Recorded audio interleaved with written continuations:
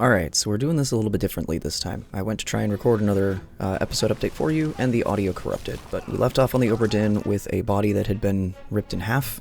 As you can see, looks like it's been ripped apart by a giant monster. So I then went to try and flip through the book to see if I could find any details on him, but apparently not. This is before I realized that you could be looking at a character in the game and hold tab and be able to potentially name them or assign like a death or a consequence.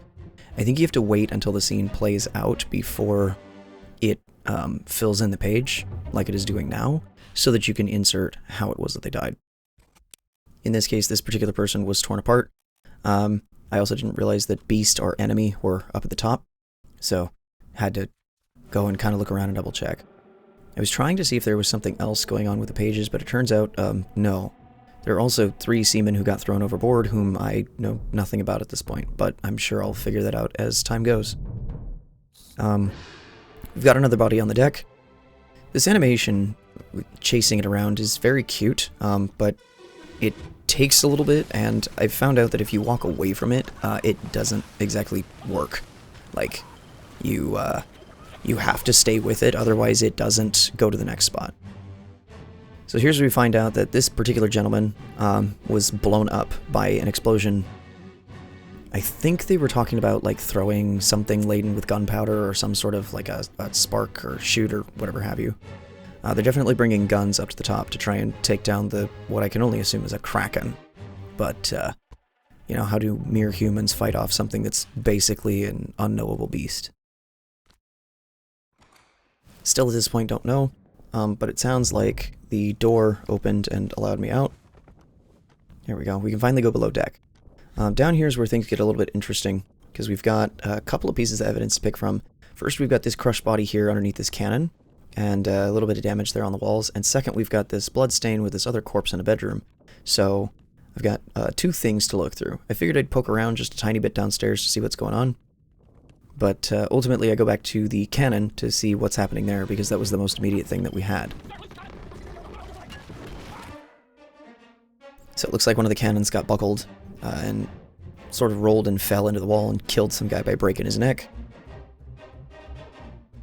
The door ends up being open that leads out onto the forecourt of the ship. So I'm not really... At this time, I'm not really sure what that means.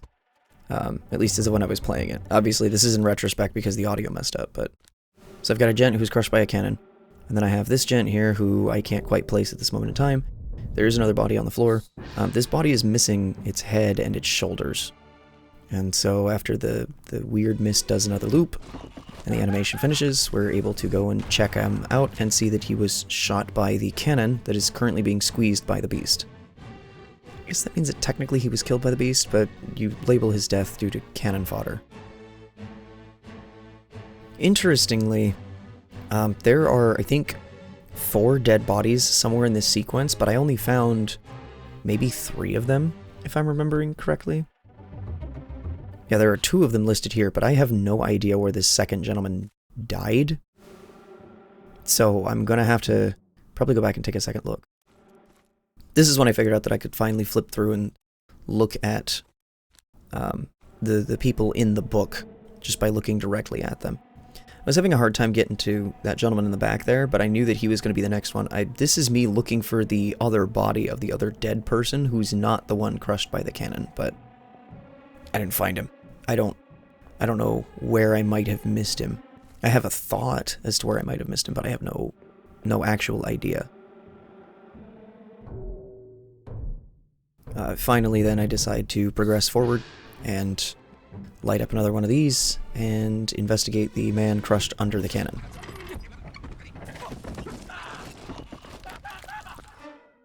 According to the playout, he wasn't crushed by a cannon per se, he was more mauled to death by the beast outside. Looks like they were trying to shoot the damn thing, but maybe didn't have the most success. I think this gent on the end of the cannon is the one who I'm missing, and perhaps he was, like, dragged out or something. I don't know, maybe he got pulled out the window and I just didn't see him because I didn't look hard enough. It's kind of a miracle that I even know which direction I'm going whenever anything plays out. Yeah, this is me trying to figure out who the guy is and where he disappeared because I have no clue.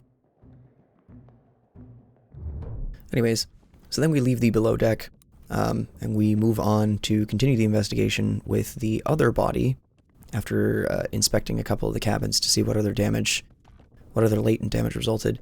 We move on to the bloody body in the midshipman's cabin.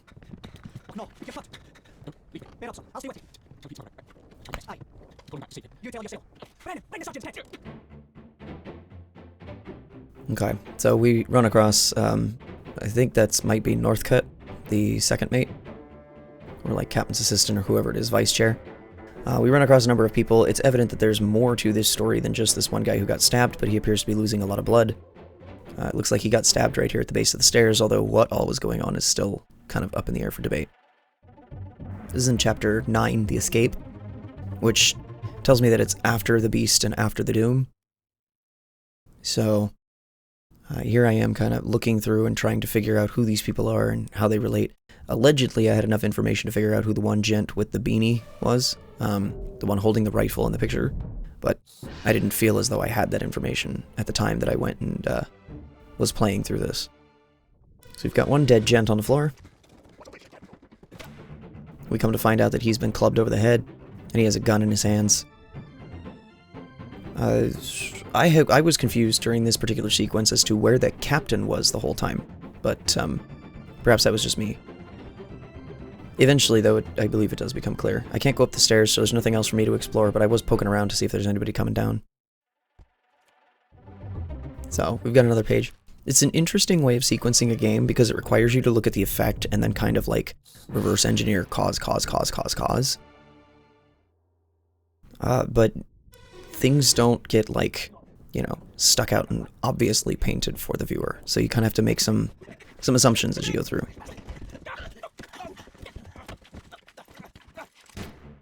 So, there you go. That gent is missing part of his head. In fact, if you look, part of his head is on the floor. It's quite gruesome. You can see it being shot off in this image.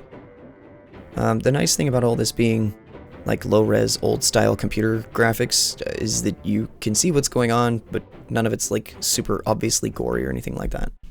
This is also where the top deck becomes available, so I decide to indicate how he died, and then wander my way topside. I knew this would be the next corpse hanging over the railing, but I wanted to verify where people were. And I saw the captain was holding a gun, so I figured, oh, maybe the captain shot him. So I chased the little ghosty wisp upstairs in order to investigate.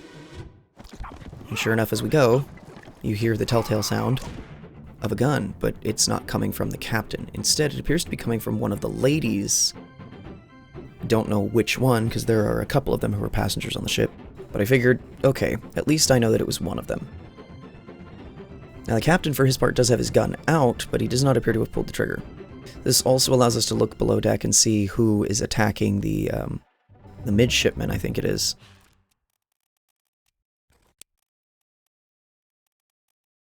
I don't have names for anybody, but I knew that it was either Emily Jackson or Miss Jane Bird because they are the female passengers who are aboard the ship. It would not have been considered standard practice for women aboard a sailing ship to have any sort of role of designation at the time, but that was just kind of a sign of the times, I guess. Not that I know a whole lot about, like, how ships and sailing and stuff work, because I'm not a sailor.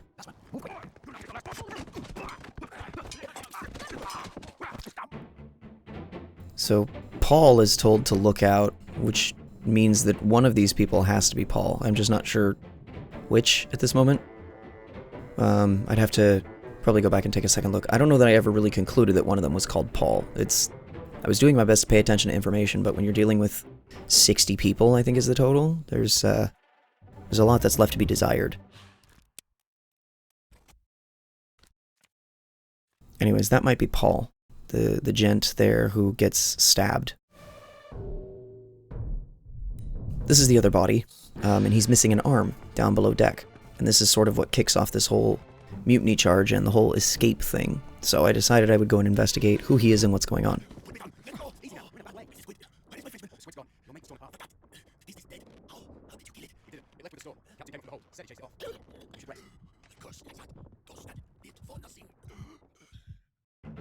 So he says verdammt, which is... At first I thought it was a French accent, but my accenting is wrong. This ends up being I think I'm able to, once the game cutscene thing is done, I believe I'm able to conclude that this is Alfred.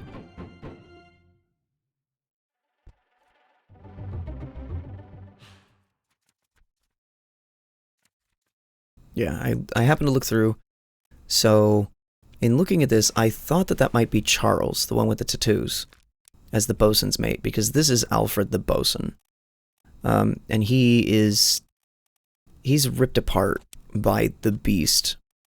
He has his arm forcibly removed from his body during the fight, during part, whatever that is, 8?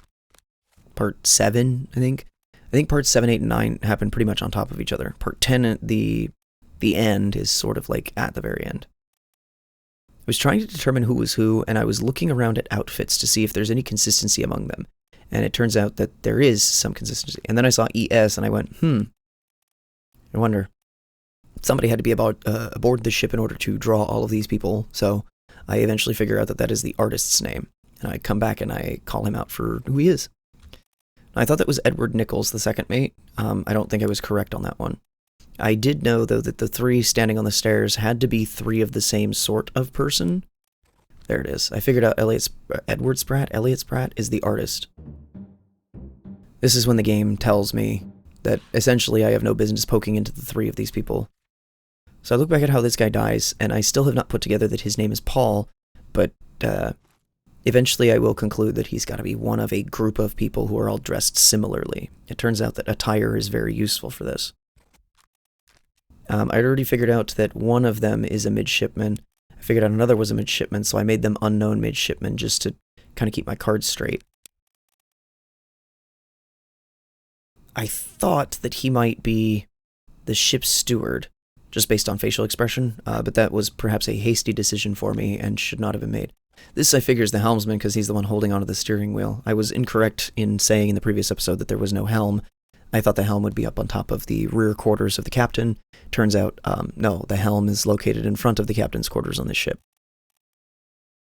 I'm looking now at all of the seamen, and I figure that, okay, so this is the only guy from New Guinea, and he's the only one who's got like these major tattoos, so maybe there's something to that. I had enough information for this particular guy wearing the beanie hat, but I couldn't figure out who he was, so I just kind of looked at it and figured, maybe it's best I don't know. I knew at least that he was knifed by the captain, but I couldn't figure out who he was. I thought that maybe he might have something to do with Hothkit, whoever it was, Hothkit's boy, but I wasn't certain, so I didn't commit to that. And then, so the game will also give you information about, like, fate that befell people. And so I know that the 2 passengers have to be Jane Bird and Emily Jackson. I just don't know who is who. But there's no...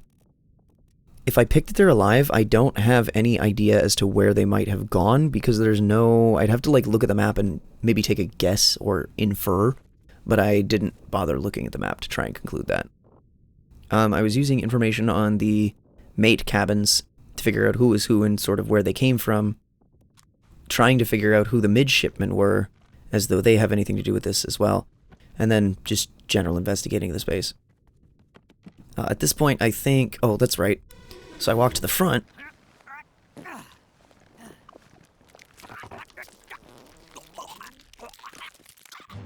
And then this guy literally gets the shit squeezed out of him. And it turns out that this is the artist. So I had myself a little bit of a giggle. Kind of reminded me of... what was it? Tywin Lannister? Lannisters don't shit gold on the toilet? I think it's been long enough that I can make that joke. I was trying to identify a few more people and see if there was anything about them. I recognized that all of the bunks had numbers on them, which could help me identify who the people were, but... And then I got 3 more fates.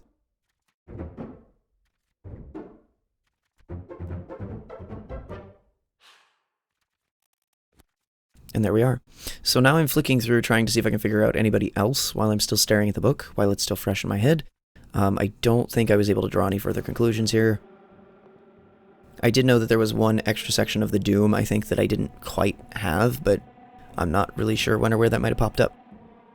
So I go around investigating top deck, and I see that there's this gent slumped over a bench, and I figure, okay, he's probably my next one. But I wanted to make sure that I had gone through and looked into everybody who was in these pictures to see if I could figure out maybe a whodunit or like get some identities on people. Turned out that this was largely fruitless, but at least it gives me a sense of who is still alive at this point in the story. So, without too much further hesitation then, I hit the compass and head back to topside to find out what happened to this gent.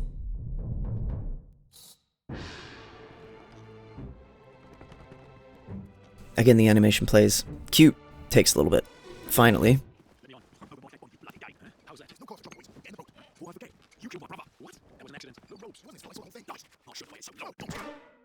Okay, so they said you bloody Dane, so I knew, okay, this guy has to be Danish. He's from Denmark. And then the other guy said you killed my brother, so I knew that I was looking for people who had the same last name. So I went and I pulled the sketch to find the gent. And I then went looking through General Seaman, and I found the last name Peters, Nathan and Samuel Peters. Now, I don't know which of the Peters it is at this time, so I decide, okay, go ahead and pick one of them, because at least then I know the last name, and I can pick the other when I'm done. And that was when I saw Lars Lind, the man from Denmark. He was the Dane who they were talking about, so I name him. And then I'm looking around again, trying to figure out who these people are. Not really getting anywhere. Still trying to figure out if my assumptions are correct, but because it didn't trigger any of those, that must mean that I'm not correct on the name, because the method of death is probably, that's pretty compelling, pretty convincing. So then I'm mostly just running around waiting for the cutscene to end here. Waiting near the door, so that way I could go through and potentially set some stuff up here. So I said that he was clubbed, and I said by Nathan Peters, because that way at least I know, okay, one of these guys is Nate Peters, and that will help me later. There's then also a total of 7 people who all disappeared. I had no idea what to do with them. I know that there are 3 who get tossed overboard when the monster comes attacking, but I didn't know which 3. Now, the lower deck opened up for me at this point, so I decided to go and investigate. And I found this cow head. There wasn't anything else that was, like, directly speaking to me, so I figured, alright, fine, let's go look into this.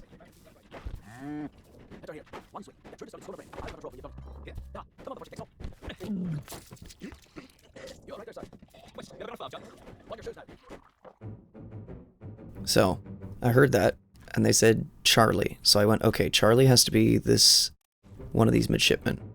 This guy here has to be the butcher, and then this guy has to be another midshipman, so I was correct in my assumptions of those. But I figured he has to be the butcher, because he's there instructing on how to kill a cow. This is where we get to the foreigners on the ship, who I'm not certain who they are. And then this guy has a monkey on his shoulder, which confused me. There's another body that he's got a couple of people carrying down the stairs. Not really sure what to make of that at this moment in time. So then I figure, okay, fine, don't know who these people are, but we'll go ahead and, this is where I confirm the monkey. I ask who the hell has a monkey on the ship, and then we confirm the other body, who it looks like was being carried up. Potentially being carried up the stairs, I think.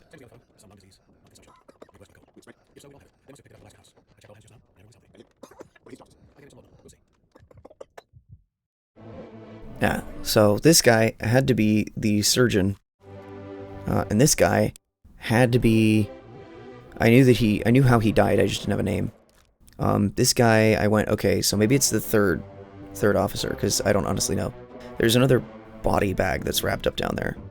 And then I went wandering and I saw that the ship expanded around its hull sides. I went, oh wow, this thing is bigger than I expected. There might be something else of import in there. So then I wait for the cutscene to end. I thought I would get a name, but it turns out that it was in surgery, and that didn't tell me anything, so I said that he succumbed to a tragic illness. And then, of course, the compass is twitching, and that tells me that there's another body somewhere nearby. I think during this portion I had a brief interruption in the recording where I had to go and, like, check some settings, but I never thought to check the audio, which is why I'm still doing this now.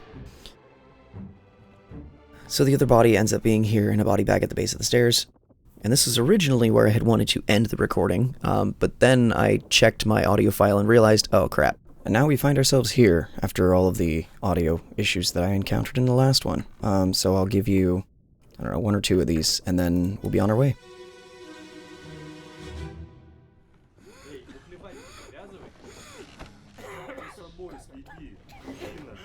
Okay, a couple of Russians.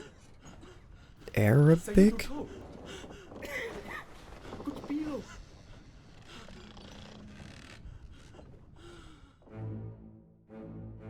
Okay, so you are going by the name of Sayed. Oh, India. Okay.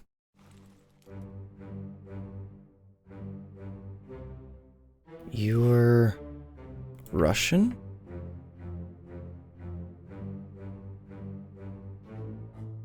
$53.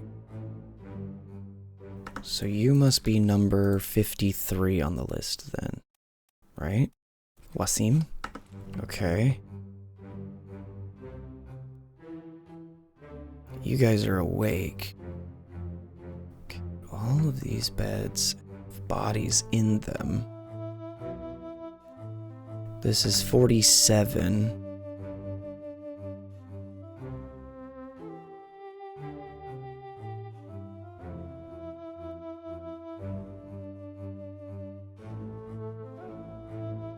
$37. No tag. These tags are not visible to me. 56, 55. No tag. 58.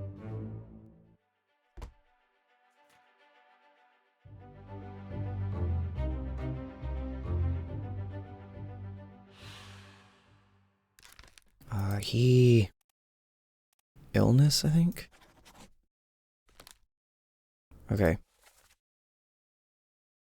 So there's the two guys at the table talking about cheating. Okay, but wait, because there's more info that I could do with this. I know that's the way out. I'll go take that in a second. So you're sitting on bed X.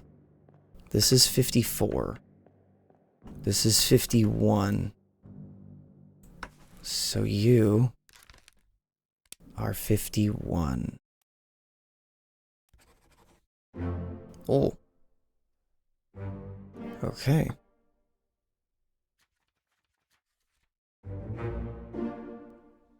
Oh, okay, so now I know who that is. Sayed, okay. And Raju. Alright, cool. So if I were to go back to that memory now, I can conclude which Peters that is, and I know which one is dead earlier for some reason. Alright, cool. 53, that must be you, yeah. And you're X, 54. So are you 52?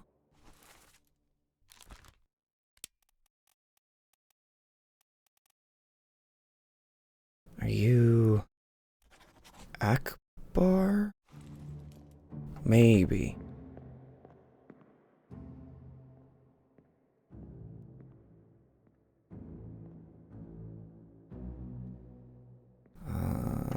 Okay.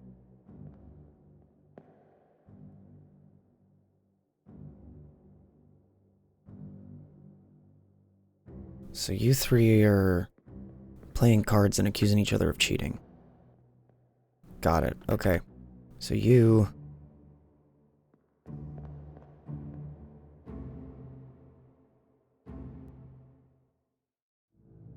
Are you being accused of cheating? Are you being accused of cheating? Do you have cards in your lap?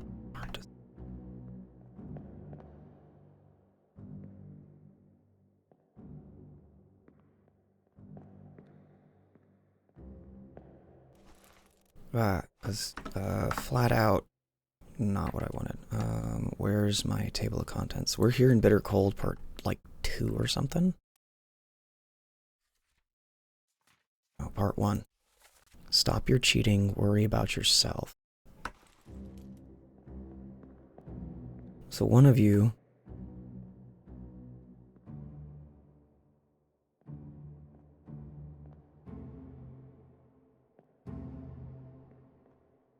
Okay, I don't know that I have enough to determine who is who here, but I've got 47 is listed. So if I go to crew and here,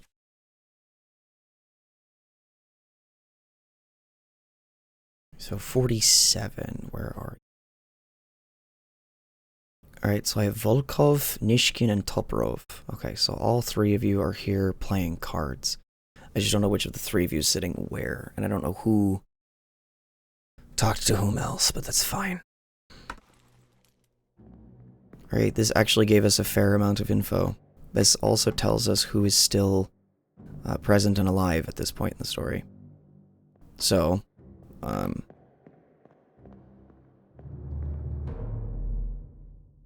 now we left off... Oh, hello.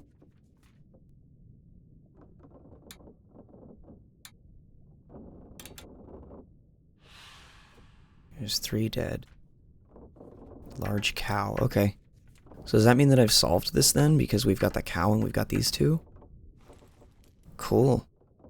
Okay, well, I'll continue looking around the Obra Dinn in the next one. I'm sorry that most of this was a voiceover, but that's what happens when I mess up my audio setup. So, bye!